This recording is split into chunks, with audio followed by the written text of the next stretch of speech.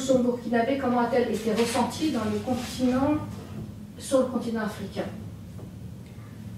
Alors, la révolution du Burkina survient dans un moment particulier, c'est celui de la fatigue de l'aide internationale et surtout de la crise de la dette, l'endettement des pays de la sous-région. Cela se fait dans le contexte de l'épuisement du mode néocolonial de croissance et justement lorsqu'elle arrive dans ce pays enclavé dont la valeur stratégique est quand même réduite par rapport à beaucoup de la sous-région, ça passe un peu inaperçu dans la sous-région. Bien sûr, ça a un retentissement au Burkina. Ça inquiète un peu les régimes du coin, mais on se dit c'est un feu follet, étant donné que les protagonistes sont des gens assez connus. Sankara avait fait un peu de prison avant, on a vu l'œuvre du régime d'Ouédraogo, et on ne s'inquiète pas outre mesure au tout début. Mais très vite, on se rend compte qu'il s'agit d'une révolution réelle, puisque les changements radicaux qui sont apportés à partir du mois d'août sont tout à fait significatifs. Ils montrent que le système va sonner le glas du mode néocolonial de croissance. Les pays de la sous-région envoient des signaux d'alerte à Paris, et Paris elle-même est très préoccupée à ce moment.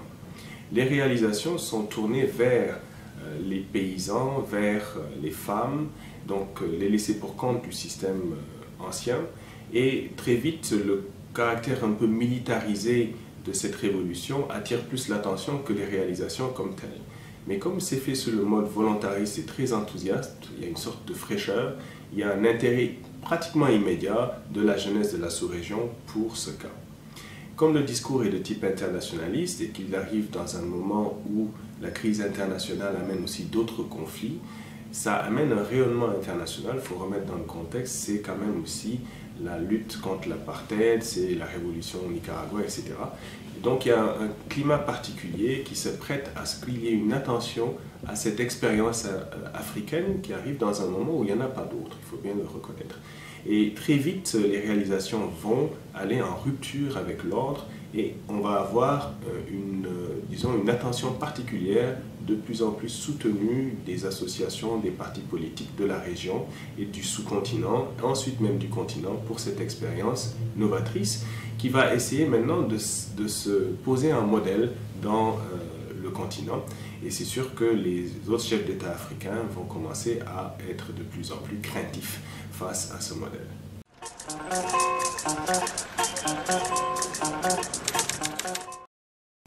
Donc la population.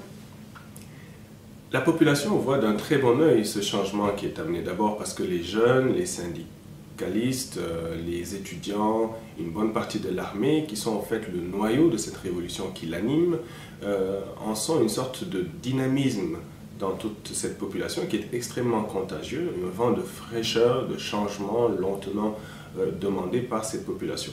Et donc, on voit très vite que, par contre, la demande sociale qui était formulée va rencontrer les aspirations de ces jeunes militaires révolutionnaires qui vont essayer de traduire et de concrétiser toutes ces aspirations, des demandes au fond basées pratiquement toutes sur la satisfaction des besoins essentiels, des besoins de base, consommer burkinabé, une autosuffisance, le changement des valeurs de comportement, une rupture avec le mode néocolonial de croissance. Sauf que la difficulté, bien sûr, c'est l'engagement lorsque tout le monde n'a pas une conscience révolutionnaire. Donc ça pose un problème qui est au fond le grand problème fondamental de la révolution et du volontarisme. Le volontarisme étant considéré en général comme une sorte de maladie infantile de la révolution. Mais dans ce cas-ci, ce volontarisme, c'est comme si on pouvait dire que ces révolutionnaires étaient un peu en avance sur leur peuple. Un peuple, non pas forcément rétrograde, avec des valeurs qui sont souvent sexistes, paternalistes, etc., qui n'étaient pas prêts, par exemple, à ce que la condition féminine soit ainsi promue, que les paysans aient autant de droits, etc. Et donc très vite, les CDR vont se retrouver dans ce rôle de chef d'orchestre, de surveillant, et la population, je donne par exemple l'initiative d'amener les hommes au marché. Au début, c'est une sorte d'enthousiasme folklorique, mais très vite, les hommes se rendent compte qu'il va falloir que cette condition féminine change avec un changement des mentalités masculines. Et ce genre de changement est une rupture dans des gestes, dans des pratiques quotidiennes, enchâssées depuis pratiquement la nuit des temps, et qu'on ne peut pas changer du jour au lendemain. Et chaque élément de type sexiste, paternaliste, et jugé d'une certaine façon par vos pairs, et le comportement qu'on attend de vous est un comportement révolutionnaire, exemplaire, du jour au lendemain. C'est extrêmement dur à assumer. Et ça, c'est à l'instar de bien d'autres choses, que ce soit le faso d'Anfani, qui était la tenue qu'il fallait porter, que certains ont porté de façon cosmétique, au point d'ailleurs qu'on appelle ça Sankarive, parce que bon, dès que Sankara venait spontanément, par hasard, dans les endroits où il n'était pas entendu, les gens le revêtaient sur leurs habits occidentaux, parce que au fond, ils n'avaient toujours pas laissé tomber ce complexe qu'ils avaient vis-à-vis de l'Occident. Donc tous ces éléments montrent que la population, même si elle était demanderesse, n'était pas nécessairement prête à assumer tous les éléments du changement. Et vous avez donc ce rapport conflictuel entre une élite bien sûr à la fois bienveillante, intéressée à la condition de son peuple, mais où une sorte de marche forcée, longtemps dans un marathon existentiel, ne peut pas être portée par toute la population qui s'épuise. Les sacrifices cependant de cette classe montraient que leur modèle était un modèle auquel ils croyaient. Ils avaient renoncé aux éléments matériels, ce qui était en contradiction avec la plupart des élites. Ils circulaient dans des voitures de première condition, au lieu de voitures de luxe. Ils essayaient de réduire tous les éléments qui étaient rattachés à leur position d'autorité, et surtout toute forme d'enrichissement illicite était interdite. Donc la lutte contre la corruption était véritablement à l'ordre du jour. Ça va poser véritablement pour ces sociétés africaines une sorte d'exemplarité. Et c'est ça qui va faire l'effet de contagion tant redouté dans la sous-région, parce que le caractère prébandier des régimes africains, en fait ce qu'on peut décrire comme des régimes compradors qui ont accepté la subordination de l'ordre international, la vieille division internationale du travail, au prix de l'abandon des exigences du développement véritable de ces sociétés, eh bien c'était ça véritablement qui était à l'ordre du jour. Et les Africains et les Africaines étaient de plus en plus séduits par ce modèle. Et je crois qu'à ce moment, le simple fait de s'être appelé patrie des humains intègres montrait que les Burkinabés étaient fiers de ce mouvement. Cela, comme je l'ai dit, était bien sûr tout à fait incompatible avec le renoncement de bien d'autres problèmes traditionnels, des façons de faire qui privilégiaient l'ordre ancien, autant dans la cellule familiale, dans la société, que dans l'État.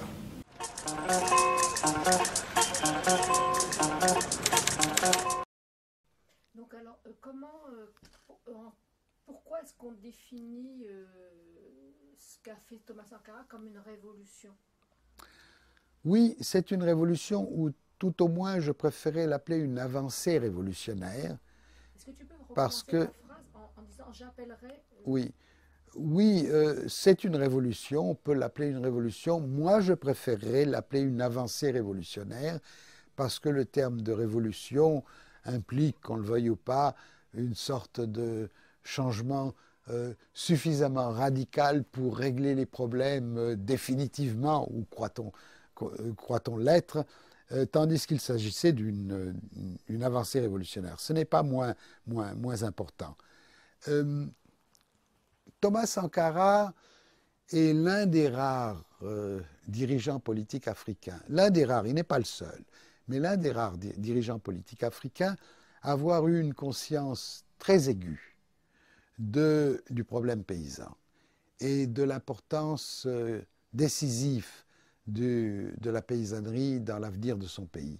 Et que par conséquent, libérer la Haute-Volta, qui devenait désormais le Burkina Faso, libérer le peuple du Burkina Faso, libérer le peuple burkinabé, ce n'était pas seulement proclamer, prendre des distances à l'égard des puissances occidentales et notamment de la France protectrice de cette région de l'Afrique, c'était également amorcer des transformations sociales profondes. Et Thomas Sankara a pensé à le développement de l'économie paysanne.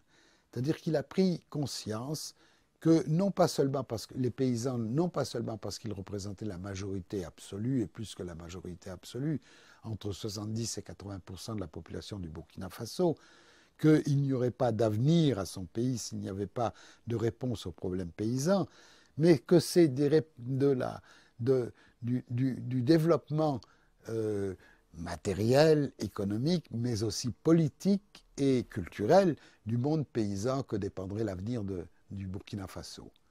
Et il a donc vu qu'il fallait placer l'accent sur la transformation de cette économie paysanne. L'économie paysanne du Burkina Faso avait été, comme je l'ai dit tout à l'heure, façonnée par sa mise au service de la production de main-d'œuvre supplémentaire, d'un excédent de main-d'œuvre destiné à l'immigration en Côte d'Ivoire.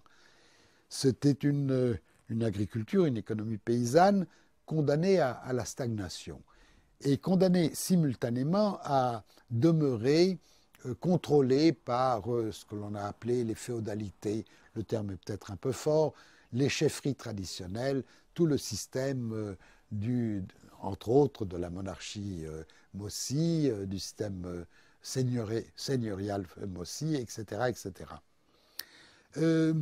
Sankara a pensé qu'il fallait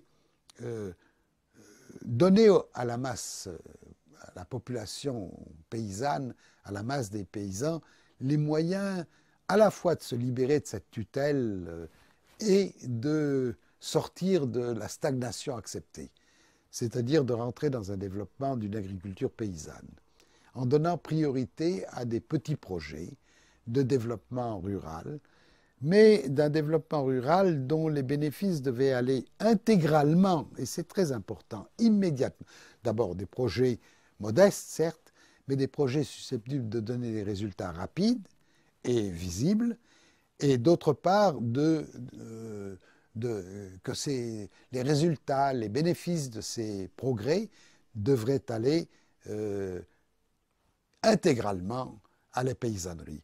C'est-à-dire penser un développement paysan non pas comme soumis à soi-disant une industrialisation, un développement paysan destiné à fournir un surplus en argent, en surplus financier et en main-d'œuvre pour financer la modernisation, l'urbanisation, le développement industriel, c'est-à-dire le schéma ordinaire du développement dit socialiste, qui est une reproduction, une copie du modèle historique de développement capitaliste, mais au contraire un développement paysan, un développement de l'économie paysanne au bénéfice de la paysannerie immédiatement et directement.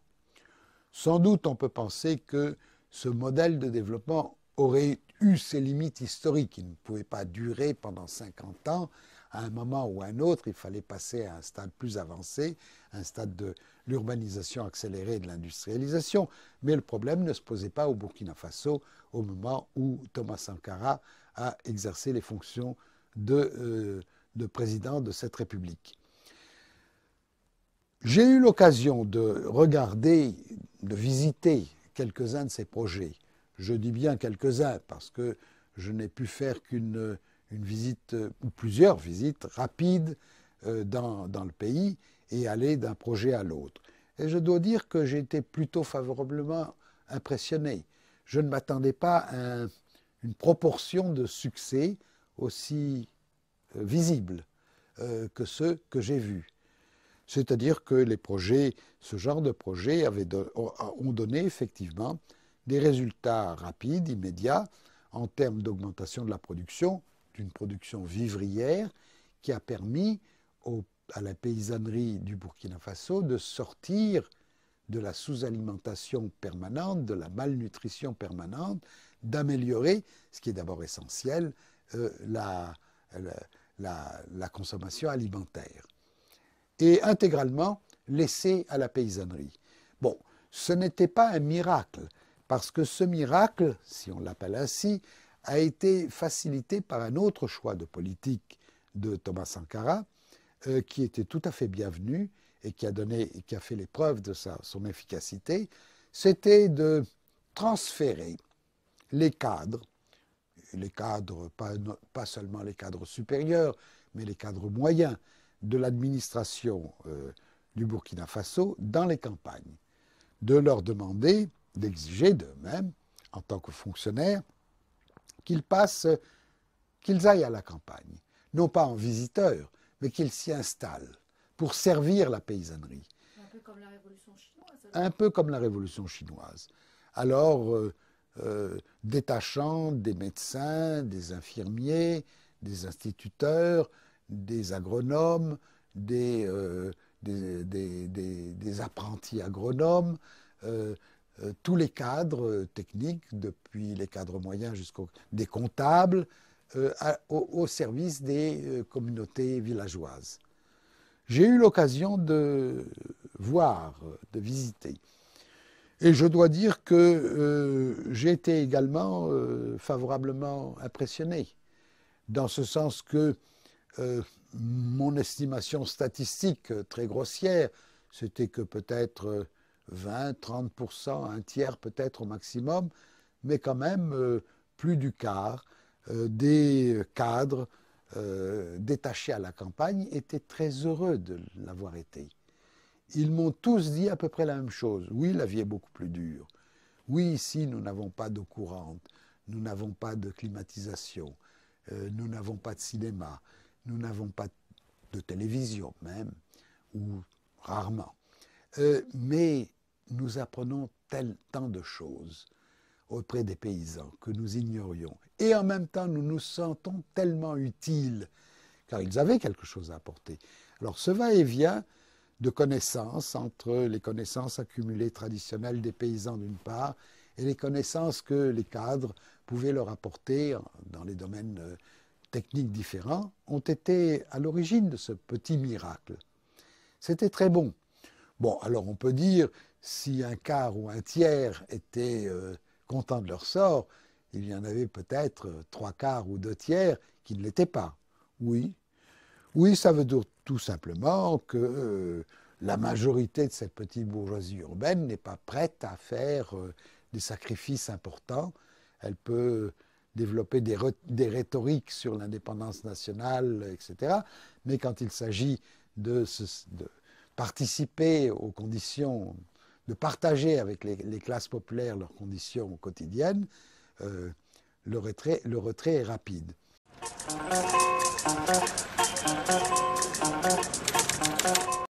Par rapport à la révolution, comment toi tu définirais cette révolution?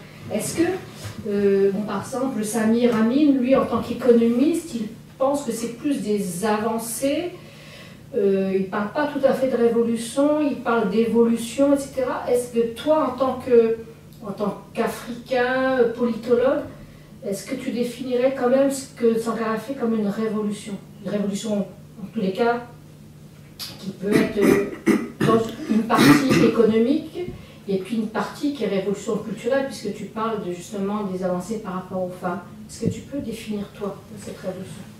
Alors, bien sûr, beaucoup de critères pour définir une révolution peuvent être retenus. Mais ce qu'il faut surtout retenir, je crois, ici, c'est au niveau de l'originalité, la spontanéité, la rupture radicale qu'instaure cet ordre par rapport aux ordres anciens. Et en cela, il y a une révolution. À tous les niveaux, que ce soit économique, sociaux, politique, culturel, il y a une tentative de rupture, mais c'est le début d'un processus. C'est un processus d'ailleurs qui n'est pas porté par toute la population, qui est porté par un noyau, certes un noyau plus radicalisé, plus conscient, ce qui fait qu'on peut chercher à définir le caractère populaire ou non de cette révolution, ce qui la caractériserait, la qualifierait comme étant une véritable révolution.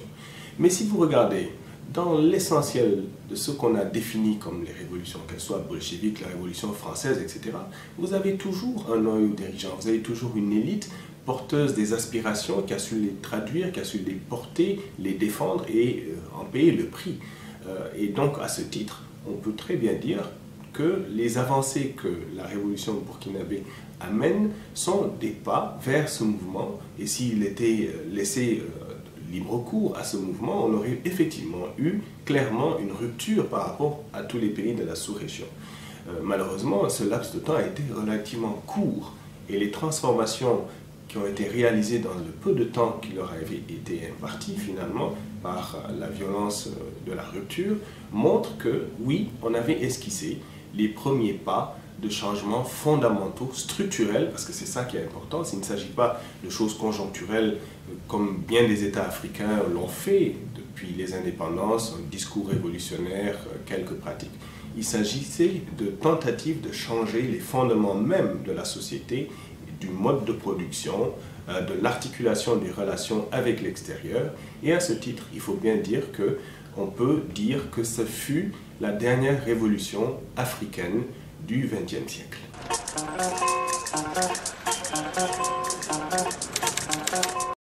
Que dans cette révolution, il y a eu quand même évidemment les points positifs et les points négatifs. Est-ce que vous pouvez nous faire le bilan un peu de cette révolution? Le bilan d'une révolution comme celui-là, probablement sera fait tout au long de l'histoire parce qu'il y a forcément des côtés positifs et négatifs qu'on peut retenir. Et d'ailleurs, l'appréciation de ce qui est positif et négatif dépend de ceux qui apprécient, bien sûr. Et je crois la première chose qu'il faut tenir compte, c'est la tentative de compter sur ses propres forces. Parce que c'est vraiment ça qui a caractérisé ce modèle. C'était la tentative de montrer que les Burkinabés étaient capables de faire leur propre développement à leur propre rythme et d'essayer de convaincre le reste du monde qu'il fallait le faire. Ceci supposait la création d'un marché de biens de consommation de masse. Bien sûr, ce n'était pas évident pour un pays si pauvre et enclavé de créer les conditions pour un tel mouvement. Mais ils ont amorcé ce processus d'abord par une réflexion sur l'accès à la terre, sur une réflexion sur la forme d'agriculture, une agriculture en rupture avec le modèle d'exportation. Et ceci est déjà une première opération importante, celle qui vise à équilibrer le revenu entre les ruraux et les urbains. Ça, c'est le premier élément, parce que les urbains, dans toutes les sociétés modernes, sont privilégiés. Déjà, ce rapport, cette rupture dans le rapport de classe sociale est très très important. Il a été amorcé, il n'a jamais été achevé bien sûr, mais c'était déjà une esquisse.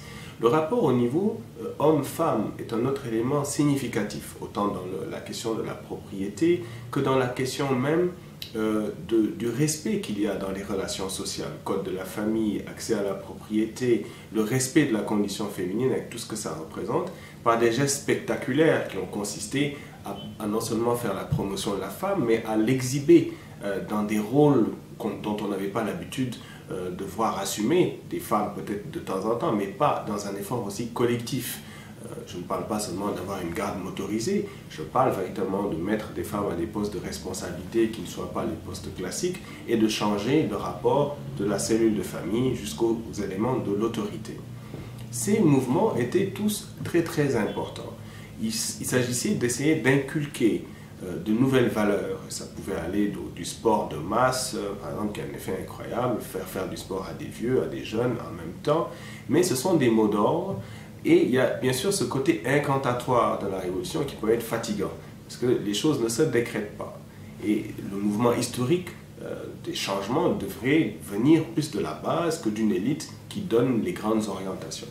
Et c'est justement là que la faiblesse du phénomène a commencé, et c'est en utilisant cette faiblesse que un noyau qui était finalement le noyau penseur, concepteur et maître d'orchestre a commencé sous la forme d'une zizanie à montrer les contradictions.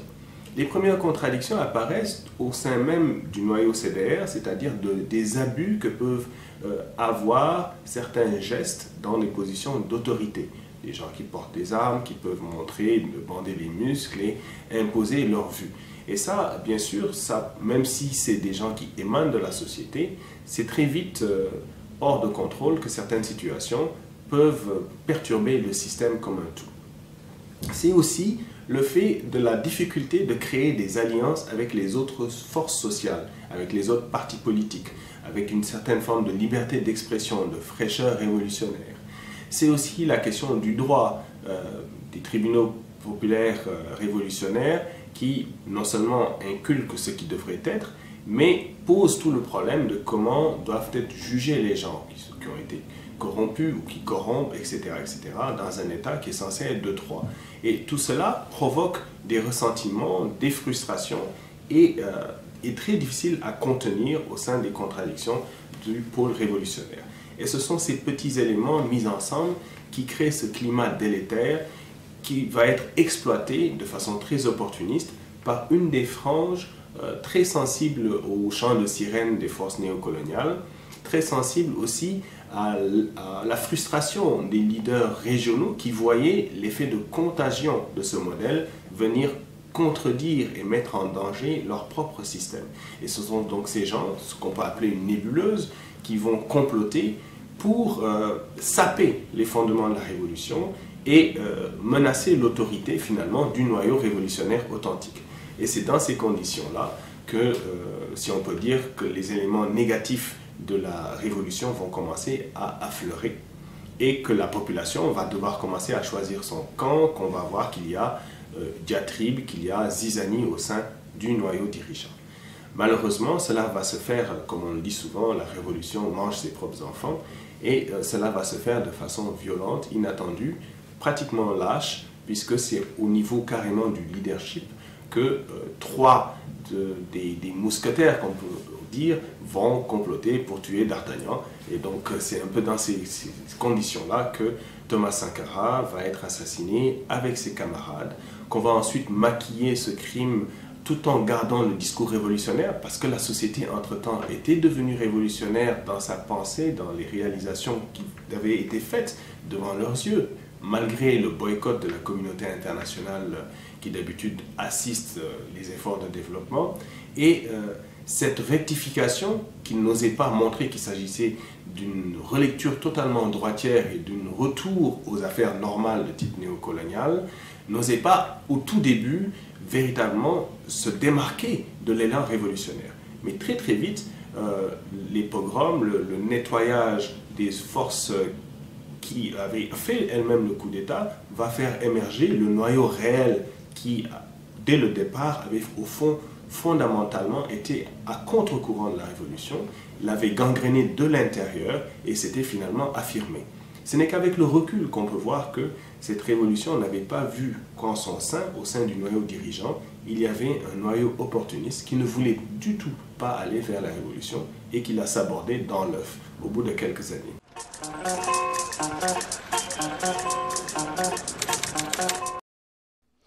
Donc, alors, comment vous expliquez l'assassinat de Thomas Sankara? Est-ce le coup de force de Compaoré qui a vraiment envie d'avoir le pouvoir pour lui tout seul? Est-ce que c'est la France-Afrique? Est-ce que c'est la Côte d'Ivoire? Votre point de vue, est-ce que tu l'as rencontré, Compaoré? Non, jamais. Et je n'ai pas l'intention de le rencontrer. Mais parce que je pense que c'était un complot. L'assassinat n'a pas été... Si tu peux recommencer en disant l'assassinat de Thomas Sankara.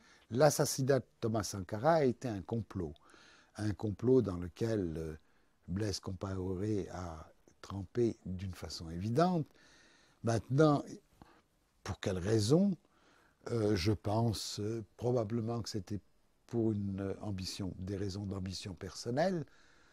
Peut-être, donnons un peu le bénéfice du doute à Compaoré, avait-il une vision différente des réponses à donner aux problèmes du Burkina Faso, et estimait-il que les choix de Thomas Sankara étaient à terme dangereux? Peut-être. En tout cas, pour des raisons d'ambition personnelle, certainement. Et en tout cas, cela faisait le jeu des puissances dans la région et des puissances au-delà de la région.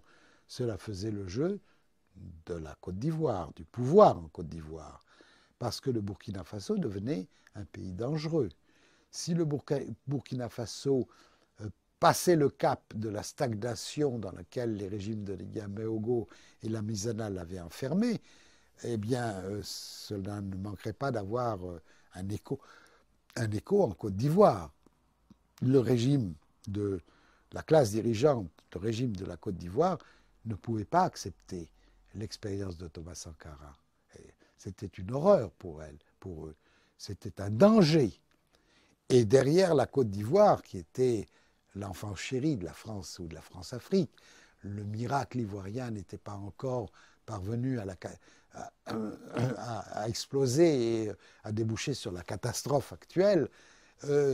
Le soutien, éventuellement un complot. Alors je ne connais pas les détails du complot, je ne sais pas qui a financé qui a donné des ordres à qui, mais je ne serais pas du tout surpris que la France-Afrique, le pouvoir voltaïque, le pouvoir en Côte d'Ivoire, et l'ambition personnelle de Compaoré et de quelques autres, sans doute, se soient trouvés en conjonction pour organiser un complot.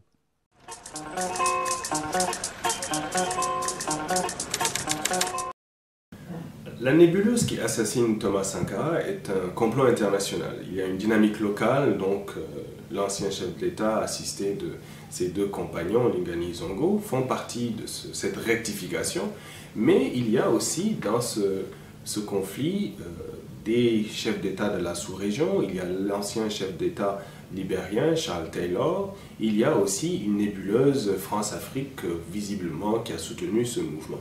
Donc c'est cette sorte de constellation très complexe qui arrive à ses fins en faisant cette rupture, en assassinant ensuite méthodiquement toutes les oppositions qui tentaient de résister et en s'impliquant dans les conflits de la sous-région, en s'enrichissant très rapidement à la faveur de la crise du Sierra Leone, du Libéria, mais aussi en ayant la possibilité de contourner l'embargo, comme Jonas Savimbi en Angola, sur les diamants. Et très vite, ce pouvoir de nuisance et cette capacité de coopter, d'acheter les opposants, de remettre sous la sellette ce projet révolutionnaire va faire jour. Et donc, on va voir ce pouvoir revenir, être coopté par la communauté internationale dans le vent du néolibéralisme, et le Burkina va être très vite un peu faiseur de roi dans la sous-région, et le chef d'État être intouchable.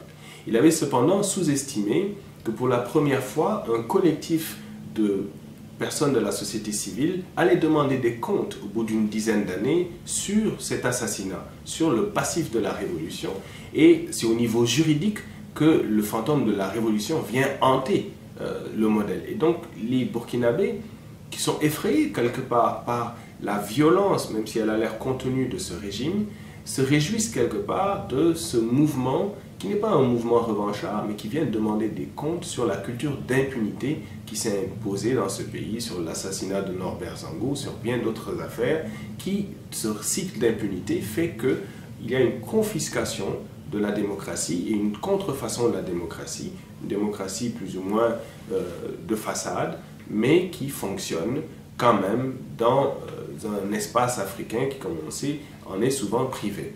Et c'est justement ainsi que cette révolution s'est petit à petit éteinte et qu'elle a littéralement disparu de la mémoire de beaucoup de gens, hormis ceux qui ont vu les réalisations et qui savent qu'un autre monde était tout à fait possible.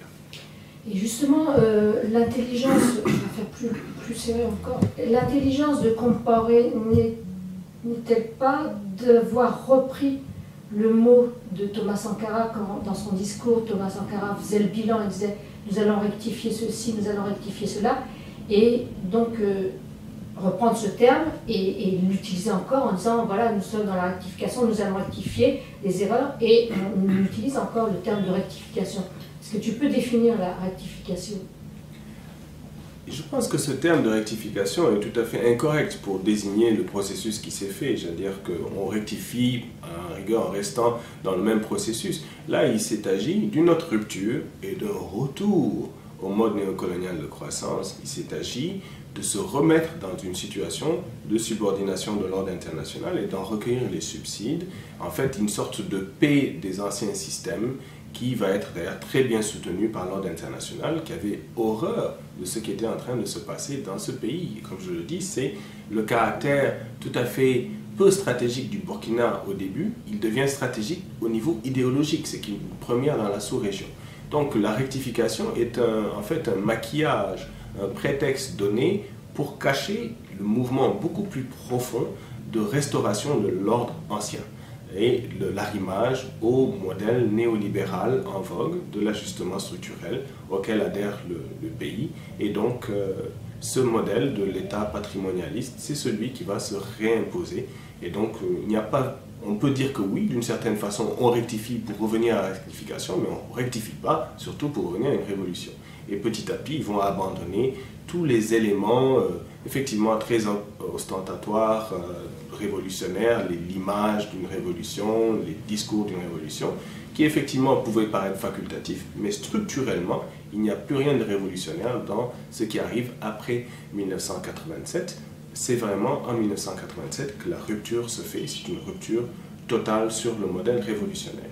Et donc les populations sont laissées à elles-mêmes. Les populations sont de nouveau dans une sorte de relation très complexe où les ajustements structurels disent l'État doit être désengagé de l'économie, la société civile prend en charge tout ce que le secteur privé qui dorénavant devrait faire les choses opère, et donc les petites initiatives locales, décentralisées, etc. sont ce dont on s'attend de la population. Mais c'est un mouvement de dépolitisation, l'État lui-même est soumis à une sorte de gouvernance, et c'est un schéma global qui va se faire à l'échelle du continent sous l'instigation de la Banque mondiale, et la plupart des organisations de développement abondent dans ce sens. Et toutes les années 90 vont être caractérisées par ce mouvement qui d'ailleurs va connaître très vite ses limites à la fin des années 2000. Et là, on est dans une sorte de situation où ne pourront être intégrés à cette mondialisation néolibérale que les pays qui acceptent tous les éléments de la compradorisation.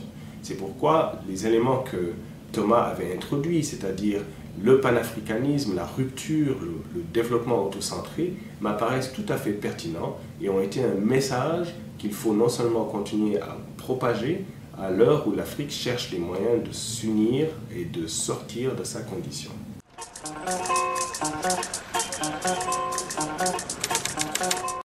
Voilà pourquoi il est difficile d'analyser, même avec beaucoup de recul, qu'est-ce qui serait bien arrivé. J'espère cependant qu'on va retenir les leçons de ce modèle, qu'on évitera certaines des erreurs, car le projet d'un développement autocentré, d'après moi, est le seul élément qui permettrait une sortie de crise du continent africain, qui pourrait permettre de s'interposer contre le pillage actuel des ressources des matières premières, éléments pour lesquels le XXe siècle de l'Afrique semble destiné à une forme de perpétuation, de sous-développement au nom du pillage et dont il faut absolument se prémunir. Et seul le développement autocentré, la tentative de compter sur ses propres forces dans une intégration régionale et continentale, dans un arrimage internationaliste d'un monde polycentrique, ce n'est que dans ce scénario que l'Afrique pourrait vraiment sortir gagnante et corriger et apprendre des erreurs de la révolution du Burkina Faso.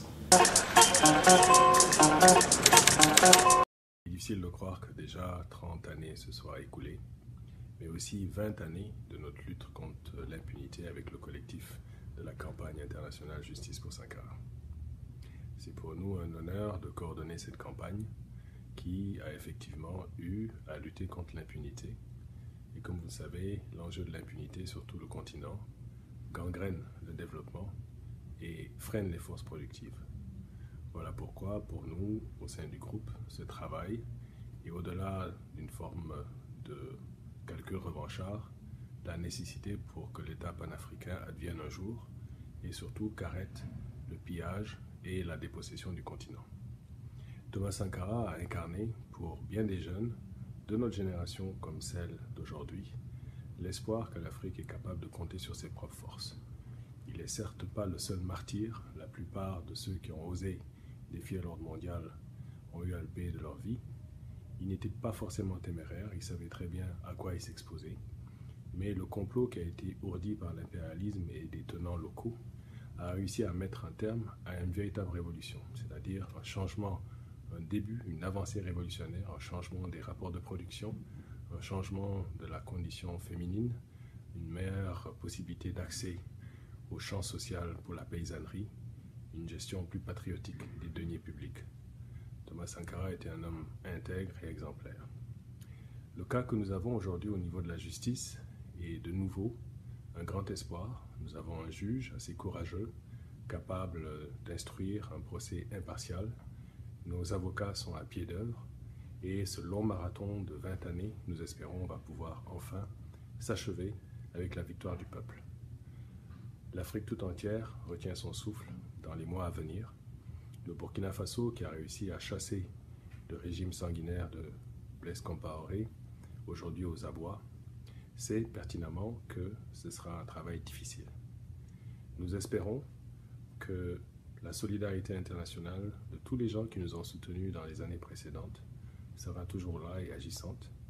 Vous savez que nos avocats travaillent pro bono avec leurs propres moyens et les nôtres, et tout geste de solidarité de votre part sera bienvenu pour nous soutenir dans cet effort logistique.